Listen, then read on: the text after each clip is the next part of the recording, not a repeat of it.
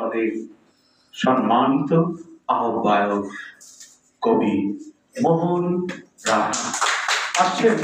কবি মোহন রায়হান।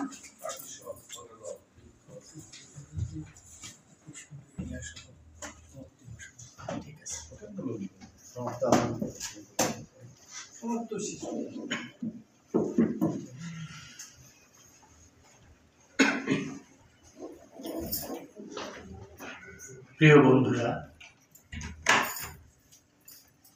কবিতা পড়ার মতন কোনো মুড নেই। গত 28 নভেম্বর জাতীয় প্রেস ক্লাবে জাতীয় কবিতা পরিষদের পক্ষ থেকে আমরা রাষ্ট্র পুনর্গঠনে লেখক শিল্পীদের ভূমিকা শীর্ষক যে মত বিনিময় সভা করেছিলাম, সেই সভায় দেশের প্রতিটি গণতন্ত্রকামী রাজনৈতিক দলের নেতৃবৃন্দ, লেখক, শিল্পী, সাংবাদিকের উপস্থিত ছিলেন। সারা পৃথিবীব্যাপী আমাদের সেই মত বিনিময় সভার সংবাদ ছড়িয়ে পড়েছিল। দেশ বিদেশ থেকে বহু লোক আমাকে ফোন করে জানিয়েছে যে একটা অসাধারণ কাজ হয়েছে এই সময়। হয়তো বিভিন্ন রাজনৈতিক দল এই ধরনের সভা, সেমিনার এই সময় করছে, কিন্তু লেখক, কবি, শিল্পীরা এই ধরনের একটি আয়োজন করেছে। এটি অনেক বেশি গুরুত্ব পেয়েছে বিশ্বের সংবাদ মাধ্যমে, গণমাধ্যমে। এ নিয়ে বেশ প্রশান্তিতে ছিলাম, কয়েকদিন ভালো লাগার মধ্যে ছিলাম।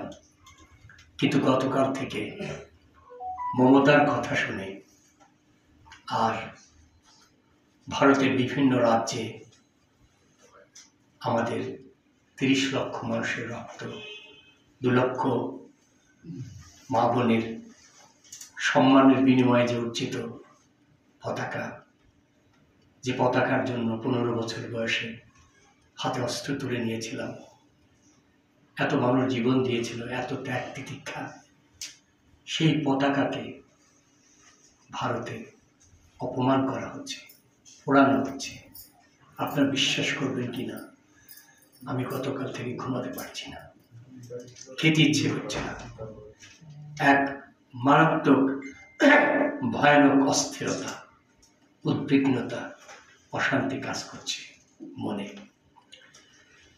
বাধ্য হয়ে যে কাজ কবিদের নয়, লেখকদের নয়, সেই কাজটি আমাদের করতে হচ্ছে। আপনারা ইতিমধ্যে শুনেছেন যে আগামী পরশুদিন 5 ডিসেম্বর আমরা জাতীয় প্রেস ক্লাবের সামনে জাতীয় কবিতা পরিষদের উদ্যোগে আমরা দেশের লেখক, কবি, শিল্পীরা ভারতের বিভিন্ন স্থানে বাংলাদেশের দূতাবাস সময়ে হামলা, ভাঙচুর, অগ্নিসংযোগ এবং পতাকা পোড়ানোর প্রতিবাদে আমরা একটি প্রতিবাদী মানববন্ধনের আয়োজন করব।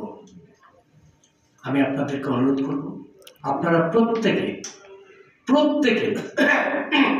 আপনারা যদি এই দেশের মানুষ হয়ে থাকেন, আপনারা যদি এই মাটিকে ভালোবেসে থাকেন, এদেশের মানুষকে ভালোবেসে থাকেন, বাংলা ভাষাকে ভালোবেসে থাকেন, বাংলা বর্ণমালায় যদি তে যদি কেউ কবিতা লিখে থাকেন, গল্প লিখে থাকেন, সাহিত্য রচনা করে থাকেন, আপনাদের দেশ, মাটি, মানুষের কসম, আপনারা প্রত্যেকে সেই অনুষ্ঠানে উপস্থিত থাকবেন।